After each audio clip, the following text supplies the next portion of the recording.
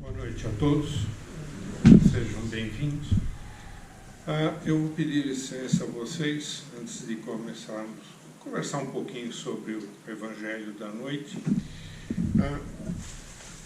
Nós estamos com uma campanha de cobertores para as gestantes e os filhos das gestantes que são atendidos. Cada cobertor deste tem um custo de R$30, mas não precisa ser os R$30. Cada um dê aquilo que puder. Se puder doar 60, 2, 3, melhor. Mas aquilo que puder doar, para que a gente possa atender essas mães, essas gestantes, que são atendidas aqui pela casa, o AMA agradece.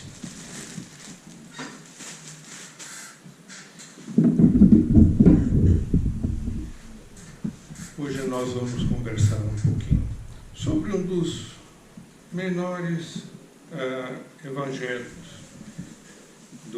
menores capítulos do Evangelho. Ele somente tem as instruções dos Espíritos. Kardec, neste capítulo, não tece nenhuma consideração. Nós temos uma mensagem e o resto são mensagens nas instruções dos Espíritos. Mas não é porque ele é pequeno que ele não tem a significação. Muito pelo contrário, ele tem uma significação muito grande. Além da significação, ele traz, assim, condições de várias interpretações. De a hora que toca dentro da gente, para cada um, vai ser interessante a observação, porque a mensagem ela vai bater para mim e para cada um de uma forma diferente. Nós vamos conversar hoje sobre o 20º capítulo do Evangelho e que traz como título Trabalhadores da Última Hora. E já nas instruções dos Espíritos, nós temos: os últimos serão os primeiros, missão dos espíritas e os obreiros do Senhor. Eu creio que, se não todos, a maioria de vocês conhecem a parábola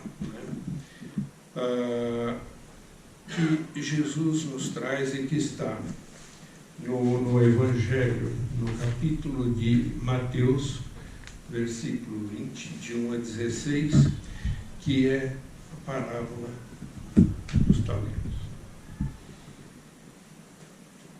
E aí começa da seguinte forma: um senhor dono de uma vinha, precisando de trabalhadores, manda o seu administrador que ele saia e vá contratar empregados para a sua vinha. E logo cedo esse administrador sai e vai contratar. Encontra um grupo e acerta ali um dinheiro com eles. Então eles trabalhariam o dia inteiro e receberiam dinheiro. Pela metade da manhã ele percebe que ele precisa de mais pessoas e ele sai, vai, acha mais um grupo de pessoas e diz: olha, eu estou precisando de gente, vai até a vinha, trabalha e eu acerto aquilo que for justo com vocês ao final do dia. Pela metade do dia, esse administrador sai novamente, encontra outro grupo, contrata esse grupo e diz: ao final do dia eu darei aquilo que for justo. E foi assim no meio da tarde, e por volta das 17 horas, é 1/10 hora, ele sai novamente e encontra um grupo. E pergunta, mas por que vocês não estão trabalhando? E esse grupo responde, falou, olha, nós estamos aqui desde cedinho, mas ninguém, né, nos assalariou, ninguém nos deu um trabalho. Então esse administrador manda eles irem até a vinha e diz que ao final do trabalho dará a cada um deles aquilo que for justo. Muito bem, chega ao final do dia, o dono da vinha pede ao administrador que arrume todas aquelas pessoas que trabalharam ali e os coloquem para receber o pagamento. Mas que coloquem primeiro aqueles que começaram por último. E assim sucessivamente. E aí ele começou a fazer o pagamento. E começou a dar um dinheiro para cada um daqueles. Dos que começaram às 5, dos que começaram às 3. Aqueles que haviam começado logo cedinho, imaginavam, puxa vida, né? Se eles que começaram por último ganharam tudo isso, qual, né, não será o nosso pagamento? Porém, quando chega na hora deles receberem, eles recebem também um dinheiro. E aí eles, né, mas como? Isso não está certo. Por que eles que trabalharam 2 horas, 3 horas, 1 hora, recebem a mesma coisa que nós, que estamos trabalhando desde cedo? E aí o dono da vinha entra e diz, mas espera um pouquinho, o que eu combinei com vocês não foi um dinheiro? Então, está aqui. Aquilo que eu combinei com vocês, eu estou pagando. Né? E vão com Deus. A minha parte está feita e eu, de minha parte, eu quero dar aos outros aquilo que eu acho que convém. E aí, Jesus termina dizendo nessa parábola que os últimos serão os primeiros. Quando a gente traz para a nossa realidade, isso parece algo, né, meio lógico. Não é isso? Dentro da nossa realidade aqui, parece algo meio lógico. Como aquele que começou a trabalhar às 8 horas da manhã, chega às 18, ele recebe a mesma coisa que aquele que trabalhou só 1, 2 horas.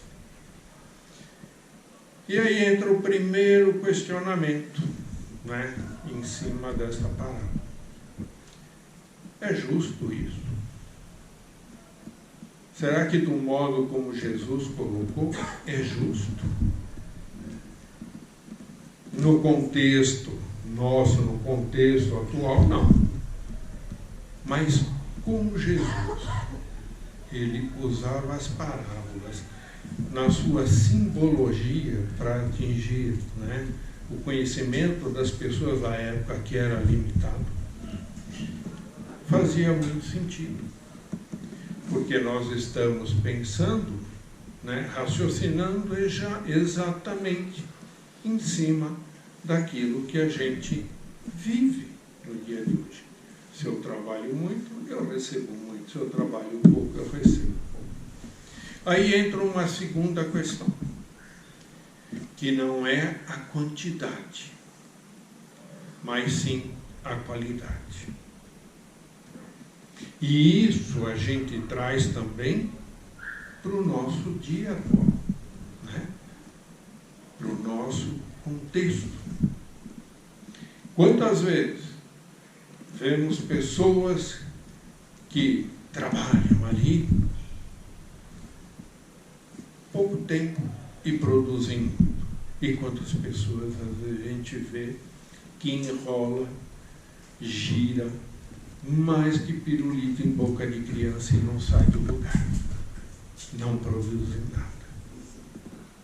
Então aqui nós estamos falando é da qualidade. e não da quantidade. A outra interpretação que poderíamos dar, o Senhor, o dono da vinha, Deus, e o administrador, aquele que saía para buscar os trabalhadores, poderíamos entender também como Jesus, o governante do nosso planeta. E esses trabalhadores somos todos nós. Mas por que aqueles trabalhadores da última hora, aqueles últimos trabalhadores, foram aquinhoados com o mesmo valor? Porque eles estavam ali disponíveis para o trabalho. Eles estavam ali esperando que alguém passasse e os contratasse. Agora, será que eles teriam direito a um salário justo se porventura eles estivessem escondidos, dormindo, em algum lugar, e quando fosse lá pelo final do dia eles se apresentassem e falassem: olha, eu quero trabalhar e quero ter o direito ao salário? Acredito que não seria um salário justo. Mas quem são os trabalhadores da primeira hora? Trazendo agora para um contexto do que Jesus nos fala, trazendo para aquela condição do Espírito. Vamos voltar lá 10.000 anos, 12.000 anos. Os povos asiáticos, os hindus. Depois, mais para frente um pouco, aí vamos falar do povo hebreu. E aí nós temos Moisés, que é o portador dos 10 mandamentos, um decálogo onde ele nos traz, regras, normas que devem ser seguidas por aquele povo até então, sem um rumo, sem uma base moral. E aí, nesses 10 mandamentos, a gente começa a perceber que aquele povo, até então, ignorante, começa a criar raízes da moral. Começa a agir de uma outra forma, porque eles entendem, eles percebem que existe um Deus, um ser maior. Só que naquela época ainda eles tinham medo, porque os 10 mandamentos eles dizem: não pode isso, não pode isso, não pode aquilo, não pode aquilo outro, não pode aquilo. Então ele é um orientador de conduta. Aí depois vem outros trabalhadores intermediários, que são os profetas. E esses profetas, eles já começam a desenvolver um outro trabalho. Eles já têm uma outra mentalidade, e aí eles vão preparando a vinda de Jesus. E Jesus vem e encontra também um mundo conturbado, onde as pessoas não se entendem, estão mais preocupadas consigo mesmo do que com os outros. E aí Jesus pega aqueles 10 mandamentos, transforma em 2. Amar a Deus sobre todas as coisas e ao próximo como a si mesmo. Então ele diz que não deve fazer isso, não deve fazer isso. Ele diz: vamos fazer. Vamos fazer algo para aqueles que estão necessitados, para os nossos irmãos, para aquelas pessoas com quem convivemos. e depois vem, antes dele nos deixar aqui, ele nos deixa mais uma mensagem em que ele diz: agora eu saio, mas fica entre vocês o Espírito de verdade. E esse Espírito de verdade é o que nós estamos fazendo, é onde nós acompanhamos a nossa doutrina. E essa doutrina, ela já vem nos trazer todos aqueles ensinamentos do Velho Testamento, né, do Novo Testamento. Ele vem trazer mais luz, ele vem nos trazer alento, vem nos esclarecer sobre tudo aquilo que existiu, sobre tudo aquilo que aconteceu. Bom, mas então aquele pessoal que começou lá, aquele trabalhador lá de trás, os povos asiáticos, hindus, não tem valor nenhum? Muito pelo contrário. Tem muito valor, sim. Tem até uma expressão interessante que cabe aqui, que diz: 100 marretadas para se quebrar uma pedra. A pedra quebrou na 100ª. Qual é a que vale? A 100ª pedrada, a marretada que quebrou a pedra, ou todas as outras anteriores? Então veja a importância que todos esses que vieram antes do Espiritismo, todas essas doutrinas, todos esses povos, eles foram trabalhadores, talvez não puderam fazer mais devido ao pouco conhecimento que eles tinham. E veja como isso foi aprimorando. Primeira hora, segunda hora, terceira hora, quarta hora, 10ª hora, a nossa hora atual.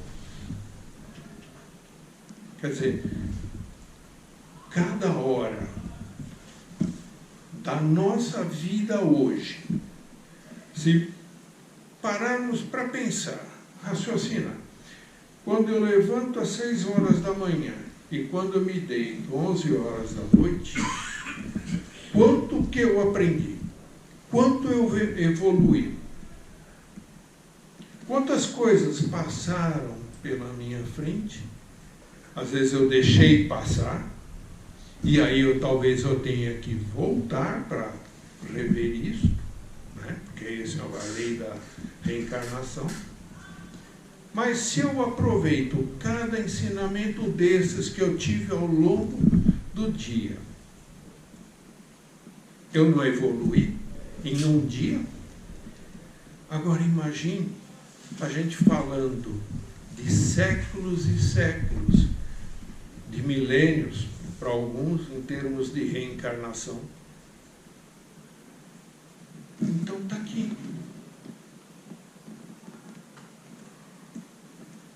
Qualidade naquilo que a gente vivencia todos os dias, naquilo que a gente vivenciou ao longo de todos os períodos, de todas as eras, né, em que fomos reencarnando.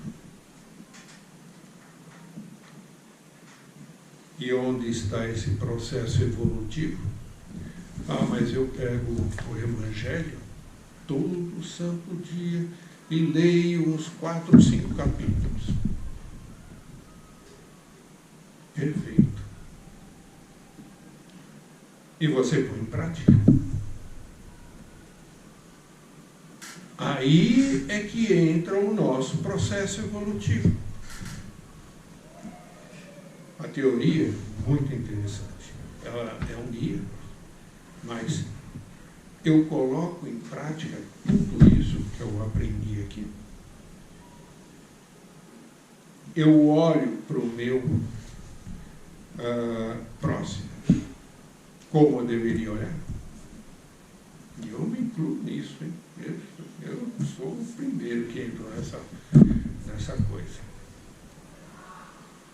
Então, Não importa a religião, a doutrina, não importa nada disso.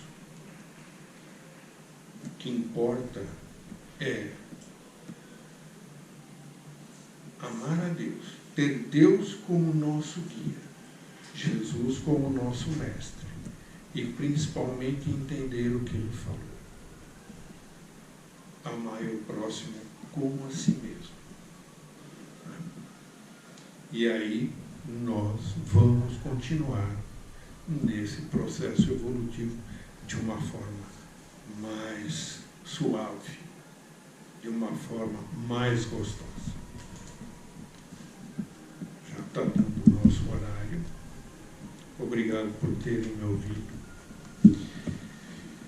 E vamos envolver a nossa irmã Jane, que neste momento nos trará a mensagem do mentor da noite. Seja bem-vindo, irmão.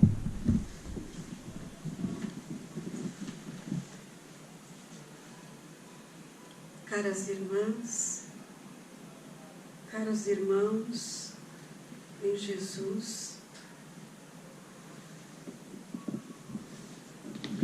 rogo ao Mestre que abençoe a todos nesta noite, abençoe esta casa. Existe uma lei humana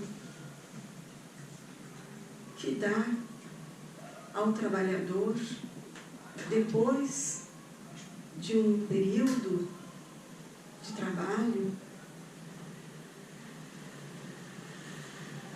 a oportunidade de, como se diz, aposentar-se.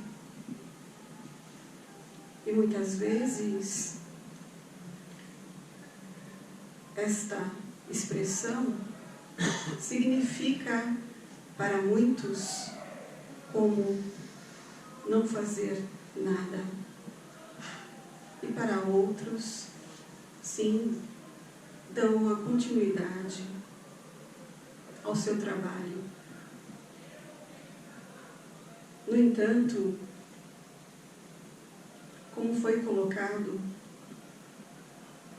todos nós somos obreiros do Senhor e devemos lembrar as palavras do Mestre, que meu Pai trabalha e eu também trabalho. Deus trabalha, olha por todos nós. Jesus, como foi colocado, é o governador deste planeta Terra e trabalha incessantemente com os espíritos. Todos nós trabalhamos na espiritualidade, trabalhamos felizes na seara do Cristo. Assim, os espíritas, considerados os trabalhadores da última hora, não devem acomodar-se, não devem pensar que não há nada a fazer, não devem pensar apenas em si e não no próximo. A inércia também pode levar à doença e ao desencarne. Um alerta que nos traz o Evangelho do trabalho incessante no bem, o trabalho da caridade, o trabalho do amor. Porque há muito o que fazer, muito o que fazer para ajudar os nossos irmãos. Começando por cada um e depois estendendo este amor ao próximo.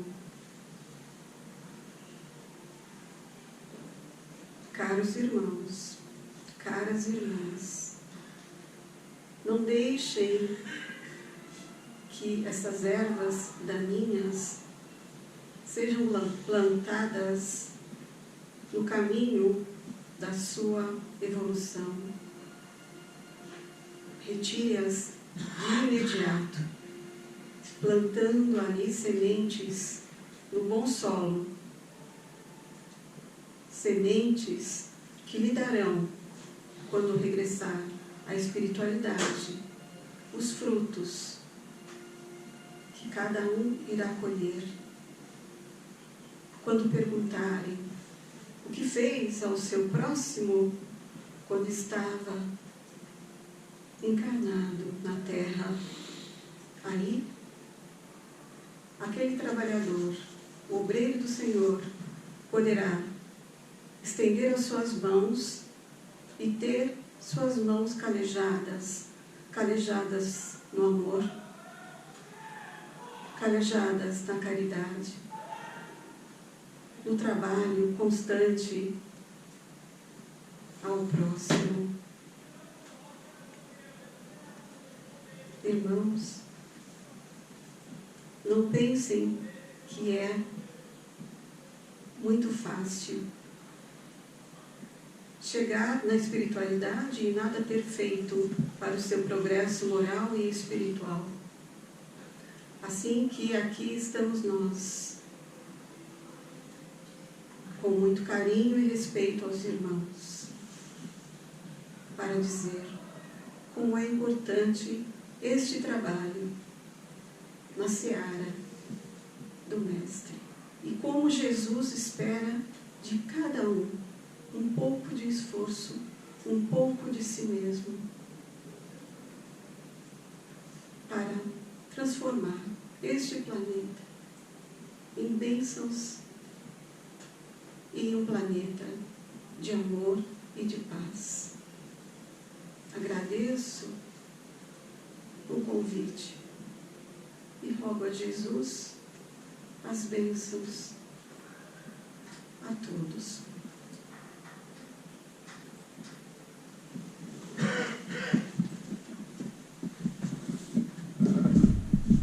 Seja bem-vindo, irmão. A sua casa está sempre aberta a você. Vamos mantendo esta paz, esta harmonia, reforçando a nossa ligação com o plano espiritual maior, esses irmãos de luz que aqui estão, nos envolvendo muito amor e muita paz. E vamos fazer uma vibração forte do fundo do nosso coração a todos aqueles irmãozinhos doentes, desiludidos, abandonados, desempregados, aqueles irmãos que estão no caminho do crime, do vício, da perdição.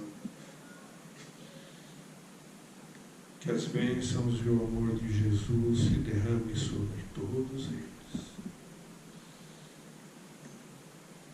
Pedimos também a fluidificação da água, que nela seja colocado tudo aquilo que necessitarmos para o reequilíbrio físico e espiritual de cada um.